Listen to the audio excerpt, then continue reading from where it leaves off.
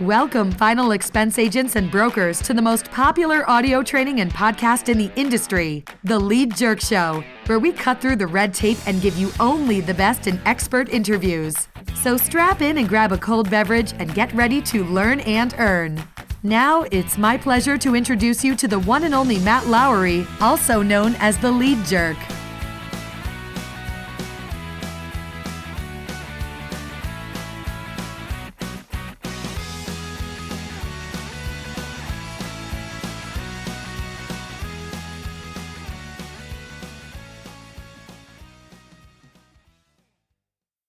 Okay, guys, we've got a treat for you today. We've got the awesome Doug Massi on board today, and sit back and relax, take some notes. He's going to touch on product selection.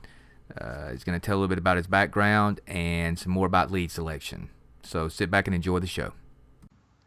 All right, everybody, we have Doug Massi on the call today, and Doug's a huge producer in the field. He trains quite a few people. He's got a lot of stuff going on. So, Doug, I want to tell you welcome to the call. And if you could, maybe give us a little bit more information about you, contact information, website, phone number, email address, and kind of a quick summary of basically what you do. All right, cool, Matt, and thanks for the invite. I'm really just an agent. And this year I started offering other agents, I guess what I could be an opportunity, about a one-on-one training with me. And, for those of you who need to reach me or may be interested, I'll give you my 800 number. You could always leave me a message. It's 888-501-1375. My website is unitedfinalexpenseservices.com, and you can even email me once you get there. But I'm really just a third year agent. That's really all I am. But what I started doing last year is putting together training videos and a website and a system that allows me to step by step train agents from day one to part one of the presentation, setting appointments, overcoming objections. And what I did was I recently added Skyping. So basically, if I've got an agent who really wants to learn the business and is interested in spending time with me, I will Skype with them and, for instance, have them make the presentation and help them, make some changes from stuff that I can see. And so that, to me, that's kind of a game changer because it takes the place of the office environment. Right. And, if, as you can imagine, the best place to learn any business is if you can go into an office and have a trainer work with you every day. That's the ultimate environment. So basically, what I do is attempt to duplicate that environment. Okay, excellent.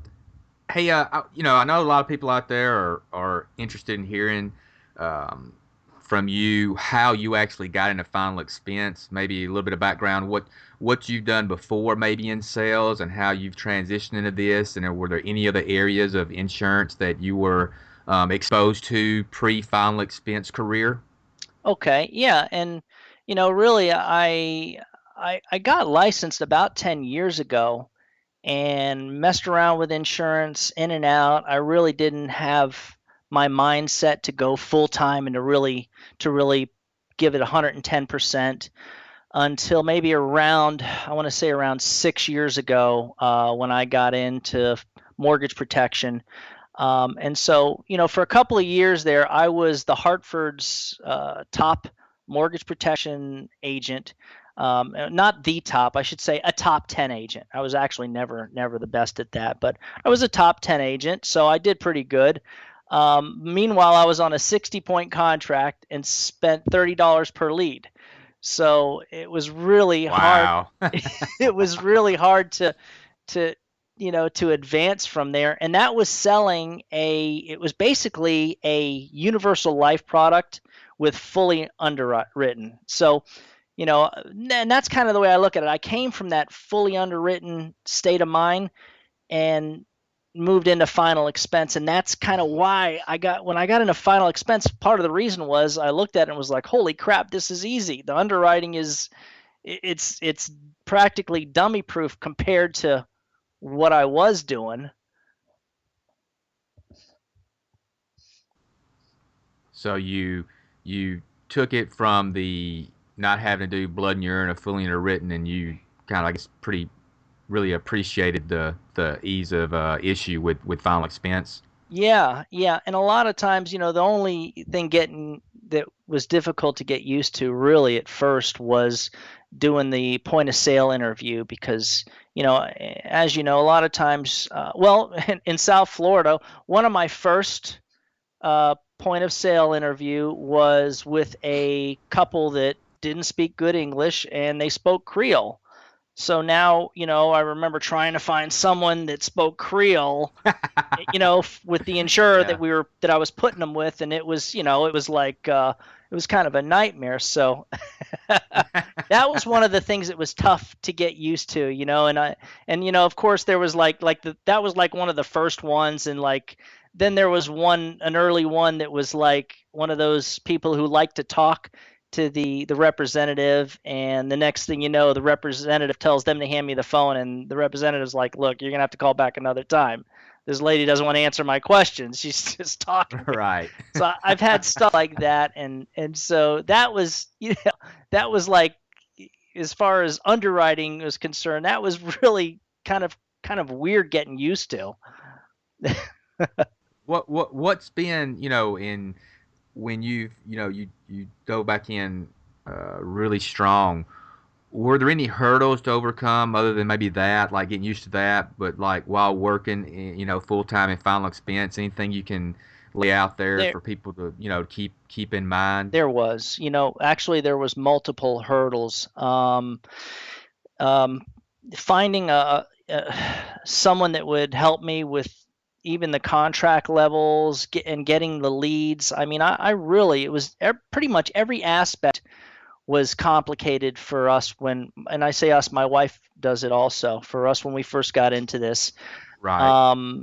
I mean, the area, nobody told us that, it was funny. One of the first agencies that I was with had tons of agents working in my area that had come and gone, come and gone, come and gone. And I found this out later, but they didn't want to tell me, hey, Doug, listen, nobody's ever succeeded working in your area because it's one of the toughest areas in the country. But if you drive about an hour and a half from here, you'll do a lot better. No one would say that to me. And that really, it was something I had to figure out on my own. And I'll never forget the secretary of this IMO that I was with. Like at a couple of different times, she kind of hinted, like she didn't say to get out of there, but she hinted that I should try driving farther away. I can't remember how she did it, but it's like she didn't want to say directly, you need to stay away from where you're working. And that's kind of I look at that. That was such a hurdle because I mean we were failing out of the business at that point. I mean I'm on regular weekly leads, working my butt off, couldn't sell. I mean I'm just not even breaking even, and we were like done. And I can't remember exactly how it happened. My wife and I were driving to Orlando, and we were driving by this one area that's kind of quiet. And I remember just her and I talking about it, saying, maybe we should just try driving up here and seeing what happens. It's not like the big city that we're in, and maybe people a little different. Maybe it'll be easier. And of course, by the time we finally did try working in that area, that first day, it was like we couldn't believe we were knocking on the doors and people were opening the doors and being nice to us and inviting us in their house. And we weren't seeing that. I mean, here where we were working, people lived in condominiums, gated communities. They had fences around their property with, and padlocks on the gate. And then when you did go and knock on the door, sometimes you'd hear people say, leave me alone, go away, I'm not buying anything, stuff like that. I mean, I'm sitting there holding a direct mail lead in my hand. They just sent in a Right. week ago, and they're just not. It was just so difficult, and that really was probably the biggest hurdle. But getting the steady flow of leads, it took time to figure out, and really also the carriers. All the carriers are different, and I really didn't have anybody that could say, "Hey, Doug, look, this is what I do in Florida, and if you can do what I do exactly and use the exact carriers I use and the exact system that I use, you're going to make it. And I'll even help you with the if somebody could have done Right. that for me, it would have been such a different start. I mean, we would have come out flying. I have no doubt. I mean, we were just I mean, you've probably heard the stories. We were failing miserably, and in the end, to do that mail drop in that area that I mentioned that looked pretty, potentially good because it wasn't in the Right. city. I had to sell a bunch of stuff. I had to sell some handguns, my Mm-hmm. AR-15, and so and it was kind of like, well, yeah, we were desperate. We were desperate, and it was so funny. 3 months later, it was like everything was different. The money was coming in. I was like, oh my goodness, we're able to pay off debt. We had debt at that time. Mm-hmm. Been there, definitely. Yeah. So it was just hard. And that's part of the reason that I'm doing it. The system that I have of training agents, is the idea is so they don't have to really struggle and go through all the crap that I went through. And I've even, I talk to agents about, there's different ways of looking at it. You can start with very little and nothing and just try to make it as an agent, or you can look at this like a business. If you can, and not everybody has the money it takes to start a business, but with this business, our business, it doesn't take a $30 to $50,000, deposit. You That's don't right. need that. But if you Right. have even like, and I know this sounds like a big number to some, but if you have like $5,000 that you can invest into this business, you're going to get off to a good start if you're with the right people. I mean, that, Matt. I do. And, from your area that you guys started in, it sounded like you were probably dealing with a lot of, we call them snowbirds, probably a lot of people not from that area. So that makes it doubly hard. And then you get a little bit further out and you've got people that have, generations and generations of family living there, which, you know, I'm sure you could help people scope out areas in their state that is the issue with It's that. true. I mean, it's Florida. Think about it. Everybody visits. Every people. It's the old retirement thing. I mean, my father was from New Jersey. He moved down here to retire. We got a big part of Florida comes from other countries. I mean, just a That's right. percentage. If you Yep. think about it, people that live in South America love to come here and live here. And I mean, we have people from everywhere, everywhere.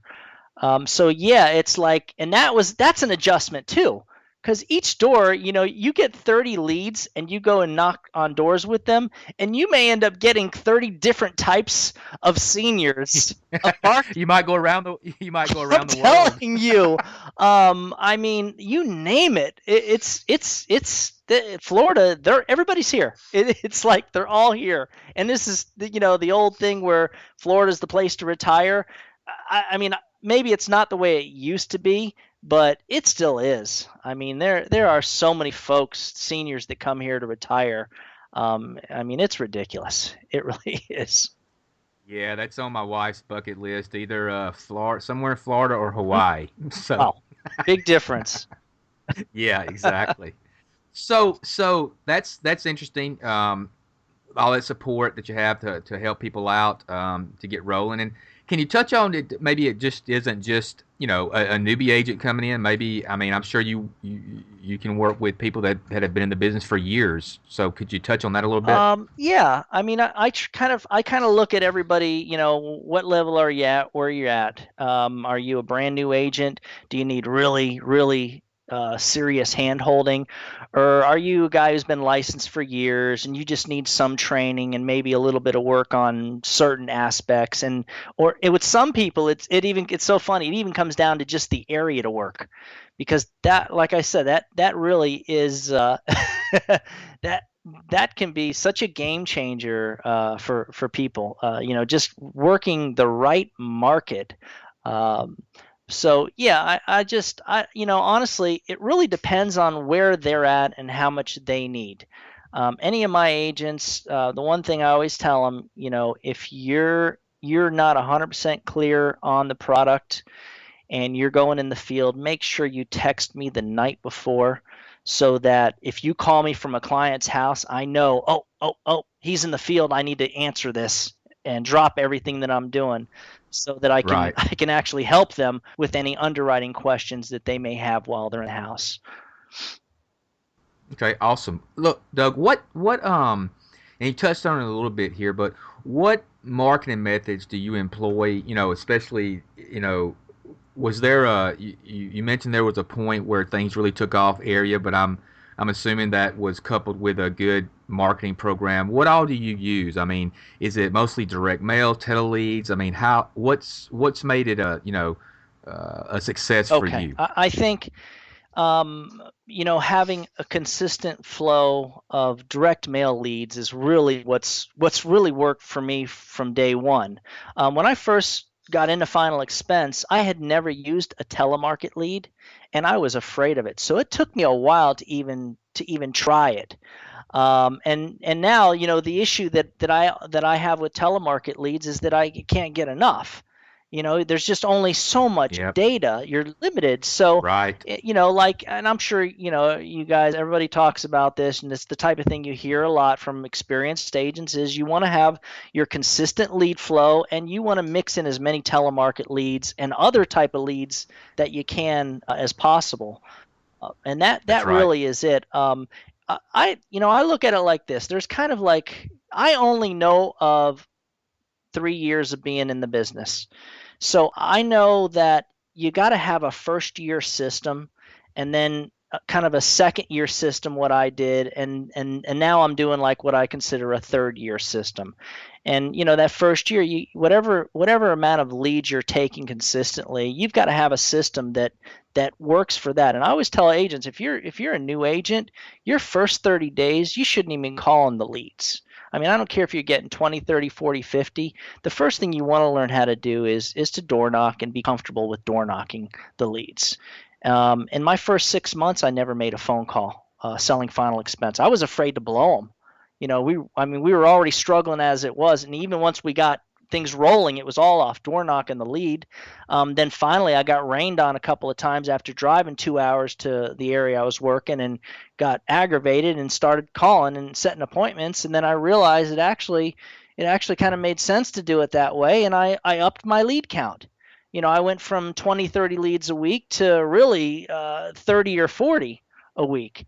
And so as things changed and I got better in the field and more comfortable, I was able to increase that lead flow and bring on help, hire an appointment setter. And that wasn't Right. easy. I had gone through a lot of people to try to find someone that really, I don't know, I guess that I could connect with, that was really that able to do what I needed them to do, and that had the work ethic. Really, that's the hardest part for anybody, appointment setter, agent, having that work ethic. So, and that's why I bring up the 3 year system, because that's kind of where I'm at. I'm at that third year. I got the appointment setter. She's really a full-time employee now, and I send her 50 to 70 leads a week, just for me, and then she helps my wife with appointments too. Um, my wife actually is one of those people that still is more comfortable making her own appointments, because she likes to get the feel of the client on the phone. She likes to have that first contact with the client, so that when she goes to the appointment, she's comfortable with it. So my wife, she's a third year agent too, and really doesn't use an appointment setter. because her system, she's comfortable with what she's doing. And she doesn't want to blow leads either. I mean, and that makes sense. The only reason I'm using the appointment setter is because my lead flow, I'm able Yeah. to, financially. The Your volume, volume, it yeah. is. It's awesome that you guys do it separately, even though being married in the same industry and kind of doing the same thing. It's pretty cool that you're still able. She likes to do it her way, and you do it your way. Yep. That's Yep. awesome. So, as far as carriers go, and everybody I talk to, I always preface this by saying this is where this sits now, which is May of 2015, subject to change, as we all That's know. right. uh, who is your favorite carrier right now, and why? And who have been maybe some that you really like, the past 3 years, and Okay. why? Well, and I had, last year and really in my first year was pretty much was 5 star, because they were competitively priced, and the underwriting was pretty easy. And they kind of made a lot of changes to their product last year that changed all that. So, I had used Security National Life a little bit, and then I switched to them, and now it's so funny. They're definitely my primary carrier because of just, I mean, I can give you a bunch of reasons, but when it all comes down to it, the one thing I think about now is why wasn't I using them before? I love that, if I send them 20 applications, pretty much at least 18 or 19 are going to get approved as applied for. Mm-hmm. And to me, this is really important. Well, I mean, to anybody, if you're sending 10 apps in a month or 10 in a week, it's important. But I just want to know that if I send somebody an application, it doesn't get held up for some minor thing the way it does with, with carriers like Transamerica.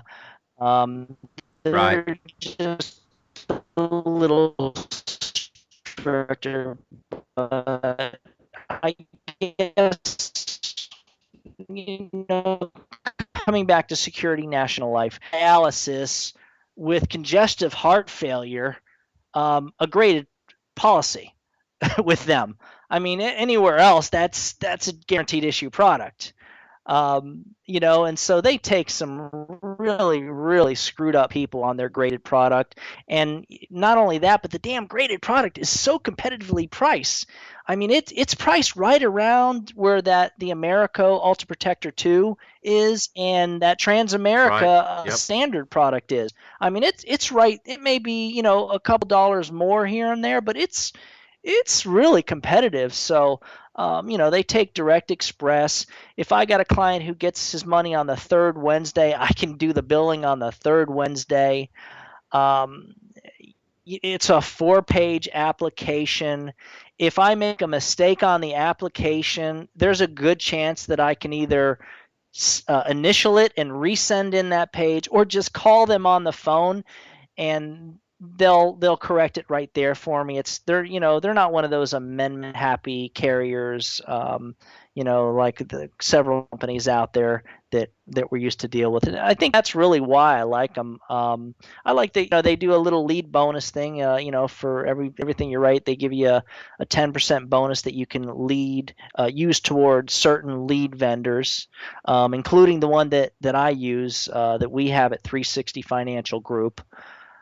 So yeah, I love them. I do write Trans for the niches. I write Americo for their niches, and I write Gerber. I've got a couple areas where I get a lot of people that I don't know why. It's just there are a lot of HIV positive folks, and I see people that have cancer that are like not really bad off. Like they've got it, but it's not something that's not curable for them. Well, I shouldn't say curable. That's something they can't overcome. Exactly, Right. By treatment or exactly. whatever. Yeah. So, yeah, those are really those are it. Those are the 4 carriers that I use. 80% of my business goes to Security National Life. Okay. Nice. So, um, you touched on this earlier, Doug, as far as what you do for your group and your agents. Um, What do you do as far as, obviously we touched on lead selection is, key, area is key. What's available with you as far as like, lead programs and stuff like that? Can you Yeah, touch on that I a little mean, bit? it's funny because the lead programs, I pretty much have access to all the same lead programs that pretty much anybody else has. The one thing that's kind of makes things a little bit of a game changer for me is the idea of having a fixed cost lead. As long as I don't mind paying in advance for the lead itself, I don't have to count on doing my own mail drop and hoping that I get 1.5 or 2% back. No matter what, I know that with the fixed cost lead program, if I pay for 50 leads, that they're going to give me 50 leads. And to me, that's super. That to be able to offer that to other agents, that's pretty strong. That really is pretty strong when you add it to a street level contract. Because there's just not a lot of places that you can have that combination of a fixed cost lead with a street That's level right. contract. hmm That's right. So, as far as final expense goes, Doug, why did you pretty much just narrow down on that in the end? Because you said you've done you did the mortgage protection. Obviously, you could have went on to be an all-star producer in that. But after you tasted a little bit of both, what was it specifically about the final expense market that really drew you in to I got to tell give it you, it's funny 110%? because that darn 60% contract with those $30 leads, when I was working out of a Hartford agency. Once that program was dropped, I tried to do more action on my own. I really struggled with it and just couldn't get the leads. It came down to the same thing. I couldn't get the leads. The product that I was selling was a universal life product that I couldn't find anything that was like it. It actually was a really good product. And it had some pretty cool bells and whistles. And for the price, it was a great product. So I struggled, and it just the darn final expense thing kept coming up. It just I kept reading about, hearing it. A guy that I knew that was selling mortgage protection was into it, so it just kept coming up, and it was just like, well, it only made sense. What's gonna definitely be here forever? People, old people, seniors, and so it just, as long as hmm life insurance doesn't become illegal, um, we're always going to have that market. We're always going to be able Right. to sell to seniors. There's always going to be, a low income family who who can really appreciate paying $55 a month for a $10,000 whole life policy. I mean, it's just always going to be there. Cool. So, at the end of the day, I guess it boils down to a large market, an ever increasing market, actually. I mean, even as people pass away, everybody gets older. We're getting older. They're getting older. Do you see any changes coming along as far as, and I'll give you my opinion on this. It's debated back and forth. I don't really see that big of a change coming along with the internet. I mean, I know the internet is coming around. There's going to be a few more people on there probably looking for final expense. But what do you think about that? Because I just don't see that market really. I mean, being as tech savvy as some, but I mean, it's just it's more rural and Yeah, stuff like and that. I Can you mean, touch on I that a little do bit? think to a degree that market is going to open up. I mean, if you think about it, like, I mean, I'm 47 years old.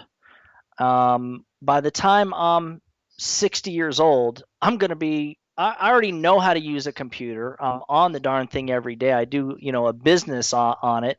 And I just think more and more people are going to have that, even if they end up staying low income. There's a lot of people that will have, the way technology is going, there will be more internet access. But I really think it's still going to be down to the guys that are the guerrilla marketers, the guys that are knocking on doors. The guy that's going to take whatever type of lead he's getting and knocking on a door with it, or the guy who gets a targeted list, and goes up and down each street to each house, and they've got the name of the client and the guy's age, and they knock on it, and, hey, Mr. Jones, I got about 5 minutes to spend with you, and if you give me 5 minutes of your time, I'm going to show you some pretty cool options about affordable life insurance. You think we can sit down somewhere? I think those guys that do that, really, that's where it started, and I think it's going to always be there. Even in some states and counties, there are laws where you have to have I'm not sure, what do you call it, like a vendor license to do stuff like that. That you may see more and more of that, but I really think it's going to come down to pretty much the same thing. Direct mail is going to be expensive as heck one day. Telemarketing is going to get tougher, but I still think that's the guys who can use those type of leads and go and bang on someone's door. That's where this business is always been. I really think that's where it's going to be 30 years from now.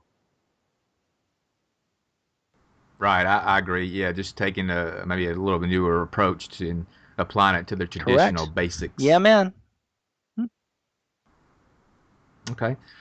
Well, Doug, there's been a ton of information given out by you.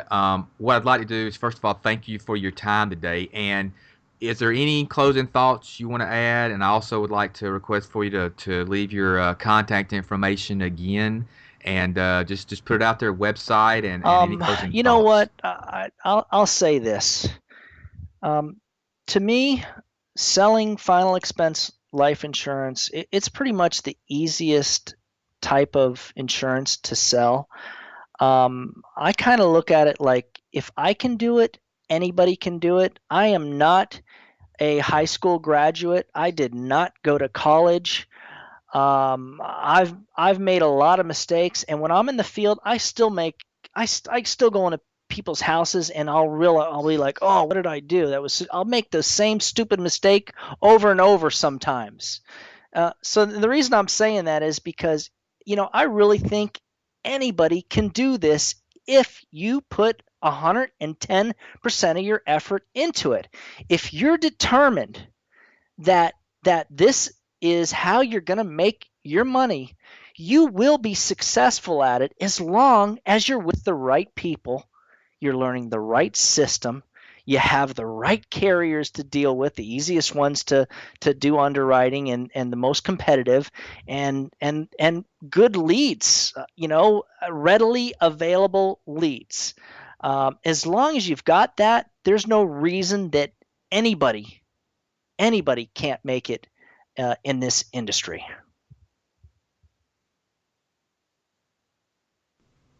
Well, that sounds good to me. Again, Doug, winding it down. I know you're busy. You got stuff you're trying to get taken care of today, and I'd like to thank you for your time and the great information that you've put out there. And I'm sure that some prospective and even new agents will find all this very interesting and educational. And I really appreciate your time. Absolutely, and I hope Matt, and thanks again. And again, those of you who want to contact me, you can always go to my website, UnitedFinalExpenseServices.com, or you can always give me a call on my 800 number, 888-501-1375. Again, Matt, thank you so much for having me, and you have a wonderful weekend. Bye-bye. You too, Doug. Talk to you soon, buddy. Bye-bye. All right. Well, that was a great interview with Doug Massi at UnitedFinalExpenseServices.com. And I just want to again thank Doug for that awesome interview. So, guys, if you need the best final expense leads in the country, please contact us at www.unitedfinal.com. theleadjerk.com. Again, www.theleadjerk.com.